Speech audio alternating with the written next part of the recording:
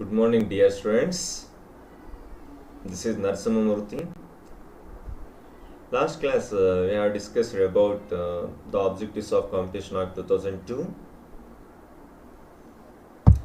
In this class, I am going to explain the features of Competition Act 2002. It is very important.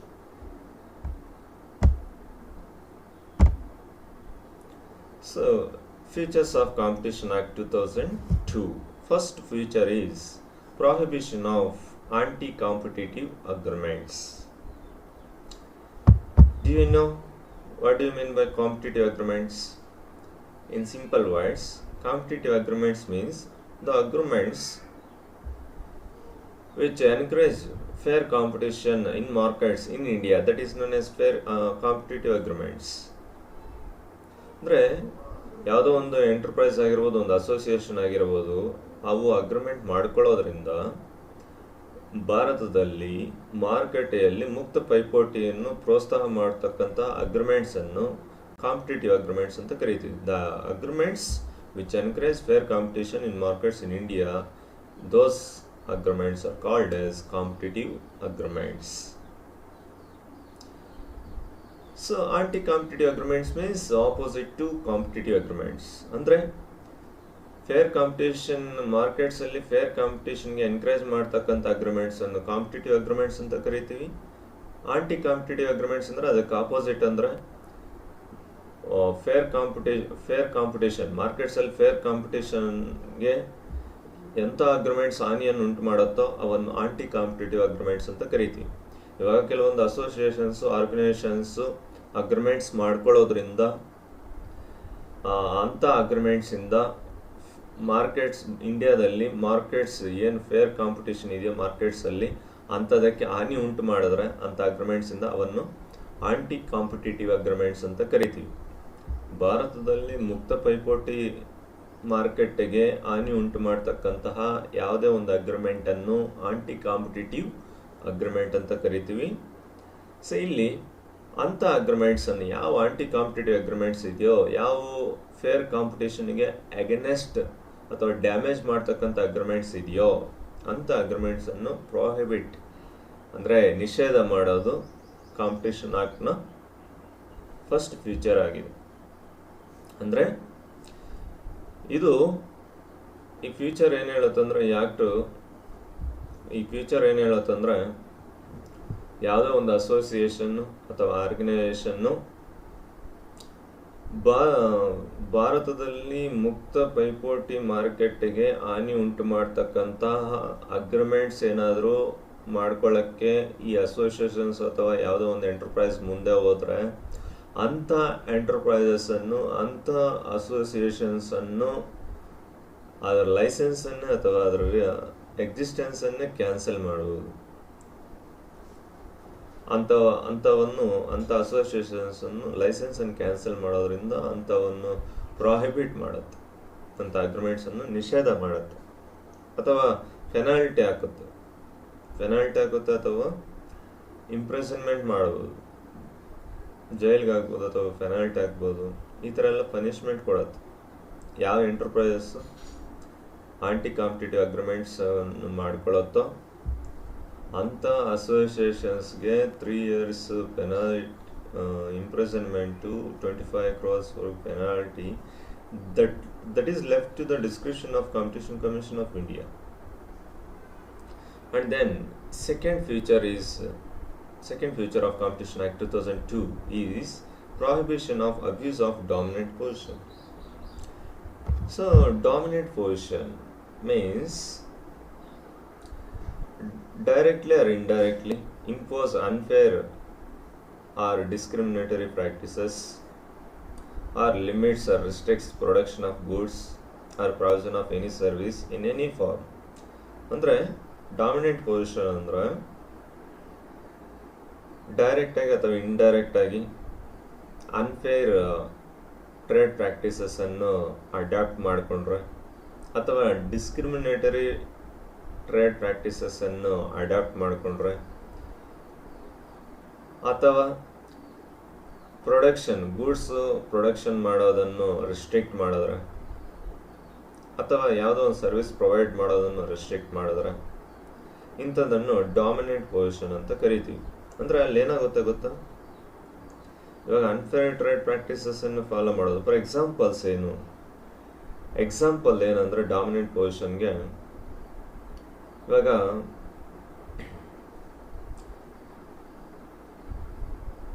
Eliminate competitor R future entry by new competitors, which results that competition is prevented or lessened substantially. ಅಂದರೆ ಫ್ಯೂಚರಲ್ಲಿ ಯಾವುದೋ ಒಂದು new competitor entry ಆಗದಿರ ಅದನ್ನು eliminate ಮಾಡೋದು. Future ಎಂಟ್ರಿಯನ್ನು ಯಾವುದೋ ಒಬ್ಬ new competitor ಫ್ಯೂಚರಲ್ಲಿ entry ಆಗದಿರ eliminate ಮಾಡೋದು, ಆ ಥರ ಎಂಟ್ರಿ ಆಗದಿರ ನೋಡ್ಕೊಳ್ಳೋದು. ಈ ಥರ ಆಗೋದ್ರಿಂದ ಏನಾಗುತ್ತೆ ಅಂದರೆ ಫ್ಯೂಚರಲ್ಲಿ ನ್ಯೂ ಕಾಂಪಿಟೇಟರ್ ಎಂಟ್ರಿ ಆಗಲಿಲ್ಲ ಅಂದ್ರೆ ಇಲ್ಲಿ ಏನಾಗುತ್ತೆ ಅಂದರೆ ಪ್ರೊಡಕ್ಷನ್ ನ್ಯೂ ಪಾರ್ಟಿಸಿಪೆಂಟ್ ಬರಲಿಲ್ಲ ಅಂದರೆ ಅಲ್ಲಿ ಪ್ರೊಡಕ್ಷನ್ ಏನಾಗುತ್ತೆ, ಕಮ್ಮಿ ಆಗುತ್ತೆ, ಸ್ಟಾಪ್ ಆಗುತ್ತೆ, ಅಂದರೆ ರೆಸ್ಟ್ರಿಕ್ಟ್ ಆಗುತ್ತೆ, ಲಿಮಿಟ್ ಆಗಿರುತ್ತೆ ಪ್ರೊಡಕ್ಷನ್. ಮತ್ತು ಸರ್ವಿಸ್ ಪ್ರೊವೈಡ್ ಮಾಡೋದು ಕೂಡ ಕಮ್ಮಿನೇ ಇರುತ್ತೆ. ಯಾವಾಗ ಪ್ರೊಡಕ್ಷನ್ ಕಮ್ಮಿ ಇರುತ್ತೋ, ಸರ್ವಿಸ್ ಪ್ರೊವೈಡ್ ಮಾಡೋದು ಕಮ್ಮಿ ಇರುತ್ತೋ ಆವಾಗ ಏನಾಗುತ್ತೆ, ಕಸ್ಟಮರ್ಸ್ ಜಾಸ್ತಿ ಇರ್ತಾರೆ. ಯಾವ ಕಸ್ಟಮರ್ಸ್ ಜಾಸ್ತಿ ಇರ್ತಾರೋ ಡಿಮ್ಯಾಂಡ್ ಜಾಸ್ತಿ ಇರುತ್ತೆ. ಯಾವಾಗ ಡಿಮ್ಯಾಂಡ್ ಜಾಸ್ತಿ ಇರುತ್ತೋ ಆವಾಗ ಸಪ್ಲೈ ಏನಾಗಿದೆ, ಪ್ರೊಡಕ್ಷನ್ ಲಿಮಿಟ್ ಆಗಿದ್ದಾಗ ಮೋರ್ ಗೂಡ್ಸನ್ನು ಸಪ್ಲೈ ಮಾಡೋಕ್ಕಾಗುತ್ತಾ, ಆಗಲ್ಲ. ಯಾವ ಮೋರ್ ಗೂಡ್ಸನ್ನು ಸಪ್ಲೈ ಮಾಡೋಕ್ಕಾಗಲ್ವೋ ಆವಾಗ then suppliers or manufacturers will charge more prices. Manufacturers will charge more prices, which is very inconvenience to customers to buy such goods because of they are unable to bear such cost, such kind of price fixed by suppliers, because of suppliers or manufacturers are less, because future entrance of new competitors is restricted. When restricted, so that is nothing but monopoly or less manufacturers. When there is less manufacturers, less production. From the consumer side, there will be more demand. When more demand is there, less supply of goods is there, then there is more chance to manufacturers or suppliers to charge more price, which is very cost burden to consumers. They are unable to bear such cost. So this is to prevent such dominant position, to prohibit such a dominant position. So the Competition Act 2002 was enacted. ಅಂಥದನ್ನು stop ಮಾಡೋಕ್ಕೆ, ನಿಷೇಧ ಮಾಡೋಕ್ಕೆ competition act 2002 ಅನ್ನು ಜಾರಿಗೆ ತರಲಾಯಿತು. Next future is ensure quality products and services. Next feature of this Competition Act is ensure quality of products and services. Andre the products which are sold to consumers or services which are going to provide to customers or consumers, they should have quality. Andre ಕನ್ಸ್ಯೂಮರ್ಸ್ಗೆ ಏನು ಪ್ರಾಡಕ್ಟ್ಸನ್ನು sale ಮಾಡ್ತಾರೋ ಆ products ತುಂಬ quality products ಇರಬೇಕು. ಆ quality ಪ್ರಾಡಕ್ಟ್ಸಿಂದ customers will satisfy with the quality of such products and they feel their self-esteem will go up when they get satisfied with the product usage because of quality. So then their self-esteem will go up, their confidence will boost, isn't it? ಹೌದಾ ಅಲ್ವಾ? ಯಾವಾಗ ಒಂದು ಒಳ್ಳೆ quality ಪ್ರಾಡಕ್ಟನ್ನು use ಮಾಡ್ತಾರೋ ಅವಾಗ ಅವರ satisfaction ಏನಾಗುತ್ತೆ, ಇನ್ಕ್ರೀಸ್ ಆಗುತ್ತೆ. ಅವ್ರ ಸೆಲ್ಫ್ ಎಸ್ಟೀಮು, ಆತ್ಮ ಗೌರವ ಕೂಡ ಇನ್ಕ್ರೀಸ್ ಆಗುತ್ತೆ. So then there will be more demand from the side of consumer. They're going to use the same product further also. So these are the advantages are there if quality product is provided to customers. ಈ ಥರ ಎಲ್ಲ ಇದೆ. Quality ಪ್ರಾಡಕ್ಟನ್ನು produce ಮಾಡಬೇಕು. ಅದು ಅವ್ರ satisfaction increase ಮಾಡುತ್ತೆ, ಅದರಿಂದ ತುಂಬ ಉಪಯೋಗ ಆಗುತ್ತೆ ಕನ್ಸ್ಯೂಮರ್ಗೆ. ಇದರಿಂದ ಏನಾಗುತ್ತೆ ಅಂದರೆ ಅವ್ರ ಸೆಲ್ಫ್ ಎಸ್ಟೀಮು ಇನ್ಕ್ರೀಸ್ ಆಗುತ್ತೆ, ಕಾನ್ಫಿಡೆನ್ಸ್ ಇನ್ಕ್ರೀಸ್ ಆಗುತ್ತೆ, ಮತ್ತು ಫ್ಯೂಚರಲ್ಲೂ ಕೂಡ ಅದೇ ಪ್ರಾಡಕ್ಟನ್ನು ಯೂಸ್ ಮಾಡೋಕ್ಕೆ ಮುಂದೆ ಬರ್ತಾರೆ. ಇದರಿಂದ ಪ್ರೊಡಕ್ಷನ್ ಇನ್ಕ್ರೀಸ್ ಆಗುತ್ತೆ, ಬ್ರಾಂಚಸ್ ಸ್ಟಾರ್ಟ್ ಆಗುತ್ತೆ. ಬ್ರಾಂಚಸ್ ಸ್ಟಾರ್ಟ್ ಆಗೋದ್ರಿಂದ ಒಳ್ಳೆ ಫೇರ್ ಕಾಂಪಿಟೇಷನ್ ಸಾಧ್ಯ ಆಗುತ್ತೆ. ಇದರಿಂದ ಕಸ್ಟಮರ್ಸ್ಗೆ ಒಳ್ಳೆ ಖುಷಿ ಸಿಗುತ್ತೆ, ಬಿಸ್ನೆಸ್ಗೆ ಒಳ್ಳೆ ವ್ಯಾಪಾರ ಸಿಗುತ್ತೆ, ಒಳ್ಳೆ ಪೈಪೋಟ್ ಇರುತ್ತೆ. ಮತ್ತು ಕಸ್ಟಮರ್ಸ್ಗೆ ಕನ್ಸ್ಯೂಮರ್ಸ್ಗೆ ಜಾಸ್ತಿ ಪ್ರೈಸನ್ನು ಫಿಕ್ಸ್ ಮಾಡೋಕ್ಕೂ ಕೂಡ ಆಗಲ್ಲ, ಯಾಕಂದರೆ ಕಾಂಪಿಟೇಷನ್ ಇರೋದ್ರಿಂದ, ಮೋರ್ ಪ್ರೊಡಕ್ಷನ್ ಆಗೋದ್ರಿಂದ ಆವಾಗ ಪ್ರೊಡಕ್ಷನ್ ಕಾಸ್ಟ್ ಕಮ್ಮಿ ಆಗುತ್ತೆ, ಪ್ರೈಸು ಕೂಡ ಕಮ್ಮಿ ಚಾರ್ಜ್ ಮಾಡ್ತಾರೆ. ಮತ್ತು ಕಾಂಪಿಟೇಷನ್ ಇರೋದ್ರಿಂದ ಕೂಡ ಜಾಸ್ತಿ ಪ್ರೈಸ್ ಚಾರ್ಜ್ ಮಾಡೋಕ್ಕೆ ಹೋಗಲ್ಲ, ಬೇರ್ಬಲ್ ಪ್ರೈಸನ್ನು ಚಾರ್ಜ್ ಮಾಡ್ತಾರೆ. ಈ ಥರ ಎಲ್ಲ ಅಡ್ವಾಂಟೇಜಸ್ ಇರುತ್ತೆ. ಮತ್ತು ಸರ್ವಿಸ್ಸು ಕೂಡ ಅಷ್ಟೇ, ಯಾವುದೋ ಒಂದು ಸರ್ವಿಸ್ ಆಗಿರ್ಬೋದು, ಕ್ವಾಲಿಟಿ ಸರ್ವಿಸನ್ನು ಪ್ರೊವೈಡ್ ಮಾಡಬೇಕು. ಆ ಕ್ವಾಲಿಟಿ ಸರ್ವಿಸಿಂದ ಕಸ್ಟಮರ್ಸ್ ಸ್ಯಾಟಿಸ್ಫೈ ಆಗಿ ಮತ್ತು ಅದೇ ಸರ್ವಿಸ್ ಪ್ರೊವೈಡರಿಂದ ಅಥವಾ ಸರ್ವಿಸನ್ನು ಪಡ್ಕೊಳ್ಳೋಕೆ ಮುಂದೆ ಬರ್ತಾರೆ. ಇದೆಲ್ಲ ತುಂಬ ಒಳ್ಳೆಯದು. ಈ ಕಾಂಪಿಟೇಷನ್ ಆ್ಯಕ್ಟ್ ಉದ್ದೇಶ ಏನಂದ್ರೆ ಅಥವಾ ಫ್ಯೂಚರ್ ಏನಂದ್ರೆ ಕನ್ಸ್ಯೂಮರ್ಸ್ಗೆ ಕ್ವಾಲಿಟಿ ಪ್ರಾಡಕ್ಟನ್ನು ಪ್ರೊವೈಡ್ ಮಾಡಬೇಕು, ಸಪ್ಲೈ ಮಾಡಬೇಕು, ಮತ್ತು ಕ್ವಾಲಿಟಿ ಸರ್ವಿಸನ್ನು ಪ್ರೊವೈಡ್ ಮಾಡಬೇಕು. ಒಂದು ವೇಳೆ ಕ್ವಾಲಿಟಿ ಪ್ರಾಡಕ್ಟನ್ನು ಸಪ್ಲೈ ಮಾಡಲಿಲ್ಲ ಅಂದರೆ, ಅದು ಪ್ರಾಡಕ್ಟ್ ಏನು ಸಪ್ಲೈ ಮಾಡಿದ್ದಾರೆ ಮ್ಯಾನುಫ್ಯಾಕ್ಚರ್ ಮಾಡಿ ಕನ್ಸ್ಯೂಮರ್ಗೆ ಅದು ಕ್ವಾಲಿಟಿ ಇಲ್ಲ ಅಂದ್ರೆ, ಅವರು ಆ ಪ್ರಾಡಕ್ಟನ್ನು ಯೂಸ್ ಮಾಡಿ ಅವ್ರ ಲೈಫ್ಗೆ ಅಥವಾ ಅವ್ರ ಪ್ರಾಪರ್ಟಿಗೆ ಡ್ಯಾಮೇಜ್ ಆಗ್ಬೋದು. ಅವ್ರ ಲೈಫ್ಗೆ ಅಥವಾ ಅವ್ರ ಪ್ರಾಪರ್ಟಿಗೆ ಡ್ಯಾಮೇಜ್ ಆದರೆ ಪ್ರಾಡಕ್ಟನ್ನು ಯೂಸ್ ಮಾಡಿ ಅವಾಗ ಏನಾಗುತ್ತಂದ್ರೆ ಕನ್ಸ್ಯೂಮರು ಆ ಪ್ರಾಡಕ್ಟನ್ನು ನೆಕ್ಸ್ಟ್ ಪರ್ಚೇಸ್ ಮಾಡಲ್ಲ, ಮತ್ತು ಆ ಬಿಸ್ನೆಸ್ ಮೇಲೆ ಇವರು ಕೇಸನ್ನು ಫೈಲ್ ಮಾಡ್ತಾರೆ. When they file case against such manufacturer, then such manufacturer will be penalized and will be imprisoned. These are the things will happen if the company or manufacturer supplying wrong quality products. Then that is damage to consumer along with damage to company or manufacturer. ಇದರಿಂದ ಏನಾಗುತ್ತೆ ಅಂದರೆ production stop ಆಗುತ್ತೆ, next ಅದನ್ನು further manufacture ಮಾಡೋಕ್ಕೆ ಬಿಡೋಲ್ಲ ಎಂಟರ್ಪ್ರೈಸನ್ನು. ಇದೆಲ್ಲ problems arise ಆಗುತ್ತೆ. ಅದರಿಂದ ಕಾಂಪಿಟೇಷನ್ ಆ್ಯಕ್ಟ್ ಉದ್ದೇಶ ಏನಂದರೆ ಯಾವುದೇ ಒಂದು ಎಂಟರ್ಪ್ರೈಸು ಯಾವ ಎಂಟರ್ಪ್ರೈಸು ಕ್ವಾಲಿಟಿ ಪ್ರಾಡಕ್ಟ್ಸನ್ನು ಸಪ್ಲೈ ಮಾಡುತ್ತೋ, ಕ್ವಾಲಿಟಿ ಸರ್ವಿಸನ್ನು ಪ್ರೊವೈಡ್ ಮಾಡುತ್ತೋ ಅಂಥ ಎಂಟರ್ಪ್ರೈಸನ್ನು ಎನ್ಕರೇಜ್ ಮಾಡುತ್ತೆ.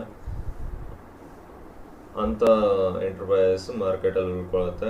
The enterprise which not providing quality product or quality service, such enterprise will be penalized by this Competition Act.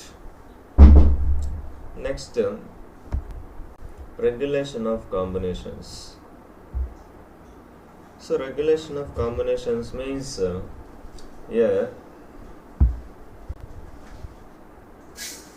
according to this act, no person or enterprise shall enter into a combination which cause or is likely to cause an appreciable adverse effect in competition within the relevant market in India, and such a combination shall be void. ಅಂದ್ರೆ ಈ act ಪ್ರಕಾರ ಒಬ್ಬ person ಅಥವಾ ಒಂದು enterprise ಇನ್ನೊಂದು enterprise ಜೊತೆ ಮರ್ಜು ಅಥವಾ acquisition ಆಗೋದ್ರಿಂದ ಇಂಡಿಯಾದಲ್ಲಿ ಕಾಂಪಿಟೇಟಿವ್ ಮಾರ್ಕೆಟ್, ಕಾಂಪಿಟೇಟಿವ್ ಮಾರ್ಕೆಟ್ ಮೇಲೆ ಏನಾದರೂ ಡ್ಯಾಮೇಜ್ ಮಾಡೋಂಗಿದ್ರೆ, ಅಡ್ವರ್ಸ್ ಎಫೆಕ್ಟ್ ಮಾಡೋಂಗಿದ್ರೆ ಅಂಥ ಕಾಂಬಿನೇಷನ್ಸನ್ನು ಇನ್ವ್ಯಾಲಿಡ್ ಅಂತ ಕರಿತೀವಿ. ಅಂಥ ಕಾಂಬಿನೇಷನ್ಸನ್ನು ಕಾಂಪಿಟೇಷನ್ ಆಕ್ಟು ರೆಗ್ಯುಲೇಟ್ ಮಾಡುತ್ತೆ, ನಿಯಂತ್ರಣ ಮಾಡುತ್ತೆ, ಎನ್ಕರೇಜ್ ಮಾಡಲ್ಲ. They are invalid combinations, they are invalid. Students, ಅರ್ಥ ಆಯ್ತಲ್ಲ?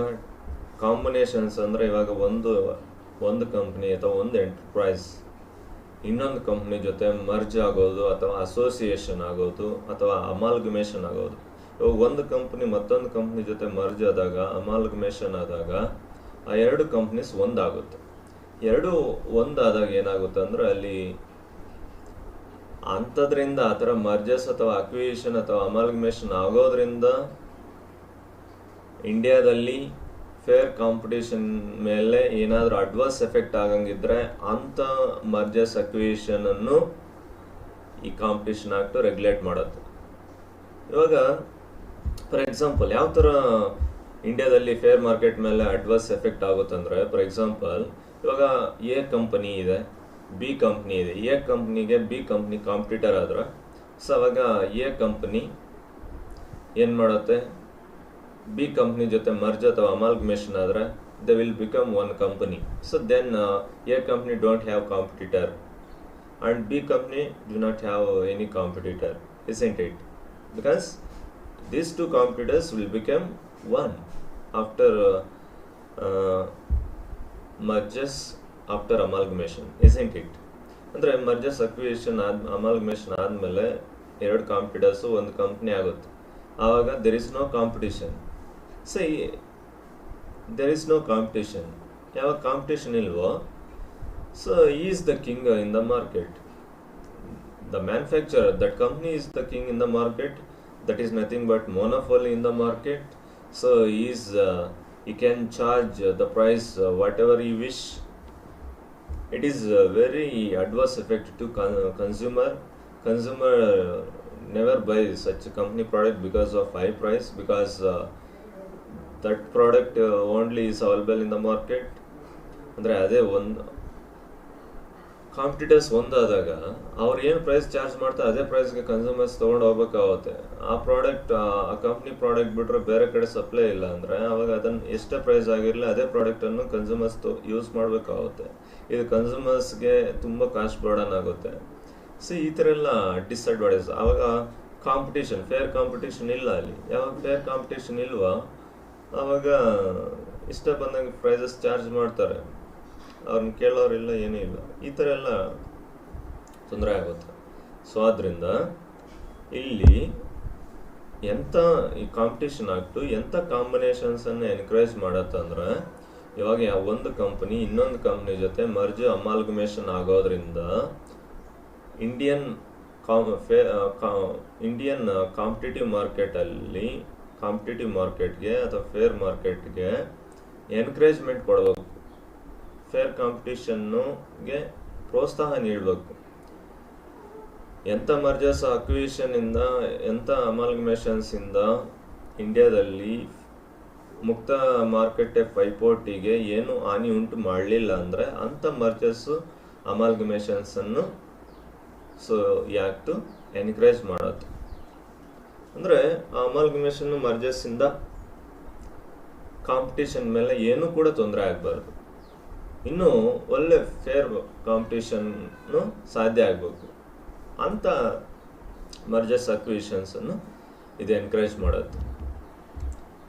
ಕಾಂಪಿಟೇಷನ್ಗೆ ಯಾವ ತೊಂದರೆ ಹಾನಿ ಉಂಟು ಮಾಡುತ್ತೋ ಅಂಥ ಮರ್ಜರ್ಸ್ ಅಮಾಲ್ಗಮೇಷನ್ಸನ್ನು ಇನ್ವ್ಯಾಲಿಡ್ ಅಂದ್ಬಿಟ್ಟು ಅಂಥವನ್ನು ನಿಷೇಧ ಮಾಡುತ್ತೆ, ನಿಯಂತ್ರಣ ಕಂಟ್ರೋಲ್ ಮಾಡುತ್ತೆ ಈ ಆಕ್ಟ್. ಅರ್ಥ ಆಯ್ತಲ್ಲ students? Next feature is establishment of Competition Commission of India. See here, under this act, Competition Commission of India was established in the year 2003 October 14th. 2003 October 14th ಡೇಟ್ಗೆ ಈ ಆಕ್ಟ್ ಅಡಿಯಲ್ಲಿ Competition Commission of India ಅನ್ನು establish ಮಾಡಿದ್ರು. Why this commission was established? To prevent the activities which have adverse effect on competition in markets in India.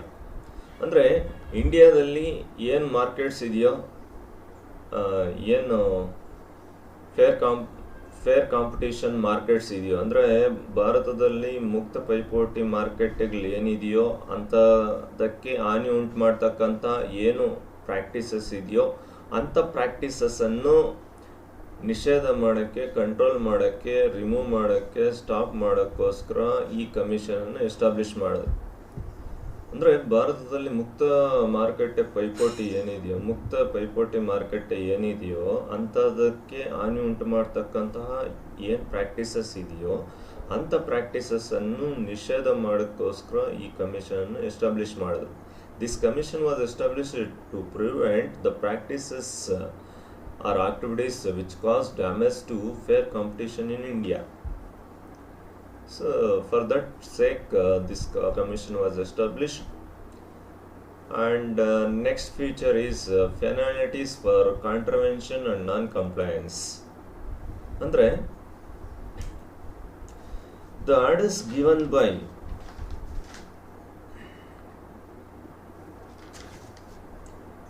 penalties for non-contravention and non-compliance. Andre if any person does not follow the directions or orders given by the Competition Commission of India, or they fail to follow the orders or directions given by Competition Commission of India, then I will be imprisoned for a term of 3 years, or he will be penalized up to 25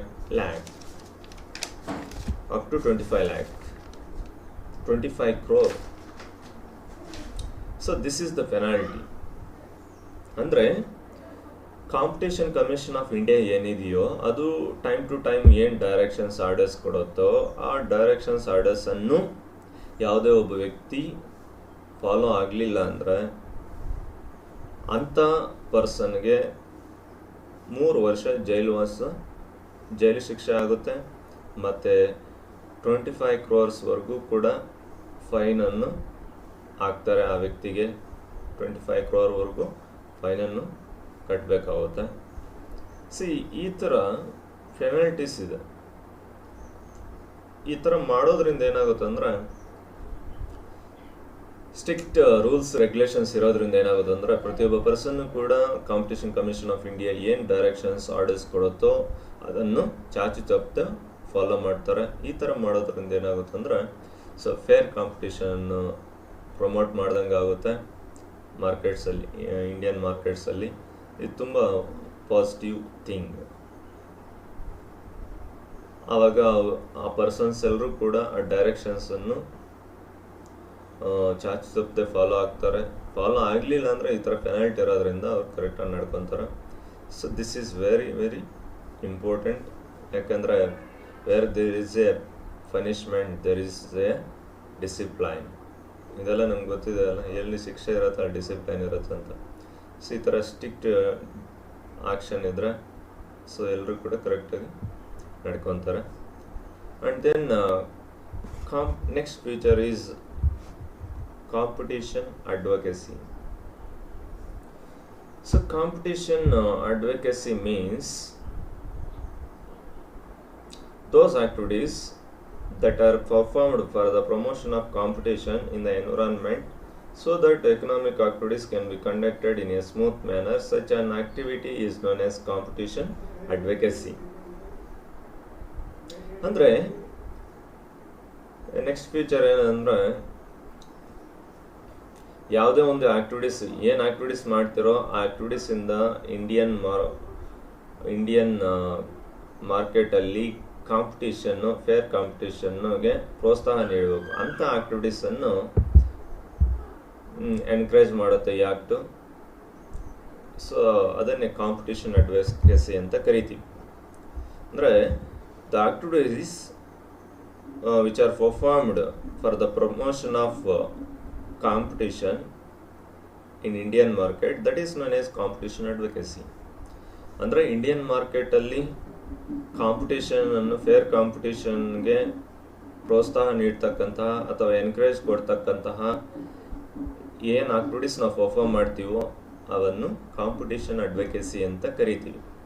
ಅಂಥದನ್ನು ಈ competition act encourage ಮಾಡುತ್ತೆ, ಪ್ರೋತ್ಸಾಹ ಕೊಡುತ್ತೆ. ಅಂದರೆ ಅದನ್ನು competition advocacy ಅಂತ ಕರಿತೀವಿ. ಇನ್ನು ಎಂಥ ಆಕ್ಟಿವಿಟೀಸನ್ನು ಎನ್ಕರೇಜ್ ಮಾಡಲ್ಲ ಅಂದ್ರೆ ಇಂಡಿಯನ್ ಮಾರ್ಕೆಟಲ್ಲಿ ಫೇರ್ ಕಾಂಪಿಟೇಷನನ್ನು ಎನ್ಕರೇಜ್ ಯಾವ ಆಕ್ಟಿವಿಟೀಸ್ ಮಾಡಲ್ವೋ ಅಥವಾ ಇಂಡಿಯನ್ ಮಾರ್ಕೆಟಲ್ಲಿ ಫೇರ್ ಕಾಂಪಿಟೇಷನ್ಗೆ ಯಾವ ಆಕ್ಟಿವಿಟೀಸ್ ಡ್ಯಾಮೇಜ್ ಮಾಡುತ್ತೋ, ಹಾನಿ ಉಂಟು ಮಾಡುತ್ತೋ ಅಂಥ ಆಕ್ಟಿವಿಟೀಸನ್ನು ಸ್ಟಾಪ್ ಮಾಡುತ್ತೆ. ಇಂಡಿಯನ್ ಮಾರ್ಕೆಟಲ್ಲಿ ಫೇರ್ ಕಾಂಪಿಟೇಷನ್ಗೆ ಯಾವ ಆಕ್ಟಿವಿಟೀಸ್ ಎನ್ಕರೇಜ್ ಮಾಡುತ್ತೋ ಅಂಥ ಆಕ್ಟಿವಿಟೀಸನ್ನು ಎನ್ಕರೇಜ್ ಮಾಡುತ್ತೆ ಈ ಆ್ಯಕ್ಟು. ಅದನ್ನೇ ಕಾಂಪಿಟೇಷನ್ ಅಡ್ವೊಕೇಸಿ ಅಂತ ಕರಿತೀವಿ. Dear students, in this class we have discussed about Features of Competition Act 2002. So features ಏನು Competition Act ತುಂಬ ಈಸಿಯಾಗಿ ಅರ್ಥ ಆಯ್ತಲ್ಲ. So thank you students. ಇದೆಲ್ಲ ಕೂಡ ಅರ್ಥ ಆಗೋವರೆಗೂ ವಿಡಿಯೋ ನೋಡಿ, ಪೇಷನ್ಸ್ ಇರಲಿ. ಯಾಕಂದರೆ ಯಾರಿಗೆ ಪೇಷನ್ಸ್ ಇದೆಯೋ ಅವರು ಜೀವನದಲ್ಲಿ ಮುಂದೆ ಬರೋಕ್ಕೆ ಸಾಧ್ಯ ಆಗುತ್ತೆ. Patience is main, very very important. ಪೇಷನ್ಸಿಂದ 25 ಮಿನಿಟ್ಸ್ ಇದೆ ಅಂದ್ಬಿಟ್ಟು ವಿಡಿಯೋವನ್ನು ನೋಡಿದ್ರೆ ಮಿಸ್ ಆಗಬೇಡಿ. ನೋಡಿ, ಅರ್ಥ ಆಗೋವರೆಗೂ ವಿಡಿಯೋ ನೋಡಿ. ಮತ್ತು ಇದು ವಿಡಿಯೋ ಜೊತೆಗೆ ಸ್ಟಡಿ ಮೆಟೀರಿಯಲ್ ಕೊಡ್ತೀವಿ. ಆ ಸ್ಟಡಿ ಮೆಟೀರಿಯಲ್ ಓದಿ, ಅದೆಲ್ಲ ನೋಟ್ಸಲ್ಲಿ ನೀಟಾಗಿ ಬರ್ಕೊಳ್ಳಿ. ಮತ್ತು PPT ಪ್ರೊವೈಡ್ ಮಾಡಿರ್ತೀವಿ. ವಿಡಿಯೋ, PPT, ಸ್ಟಡಿ ಮೆಟೀರಿಯಲ್ ಮತ್ತು MCQ ಕ್ವಶನ್ಸ್ ಪ್ರೊವೈಡ್ ಮಾಡ್ತೀವಿ. ಇಷ್ಟೆಲ್ಲ ನೀವೆಲ್ಲ ರೆಫರ್ ಮಾಡಿ ಅರ್ಥ ಆಗೋವರೆಗೂ ವಿಡಿಯೋ ನೋಡಿ. ಮತ್ತು ಹಂಗೆ ಮೆಟೀರಿಯಲ್ ಇದೆ, ಅದೆಲ್ಲ ನೋಟ್ಸ್ ಬರ್ಕೊಳ್ಳಿ. ಎಕ್ಸಾಮ್ಗೆ ಚೆನ್ನಾಗಿ ತರೋ ಆಗಿ. ಇದು ಎಕ್ಸಾಮ್ ಪಾಯಿಂಟ್ ಅಂತಲೇ ಅಲ್ಲ, ನೀವು ಲೈಫಲ್ಲಿ ಇದೆಲ್ಲ ಕಾನೂನುಗಳು ತಿಳ್ಕೊಬೇಕಾಗಿದೆ. ಇದರೆಲ್ಲ ಜ್ಞಾನ ಇದ್ದರೆ ಈ ಫ್ಯೂಚರಲ್ಲಿ ಯಾರು ಕೂಡ ನಿಮ್ಮನ್ನು ಮೋಸ ಮಾಡೋಕ್ಕಾಗಲ್ಲ. ಸೊ ಕಾನೂನು ತುಂಬ ನಾಲೆಜು ಪಡ್ಕೋಬೇಕಾಗಿರೋದು ತುಂಬ important. Thank you students, thank you one and all.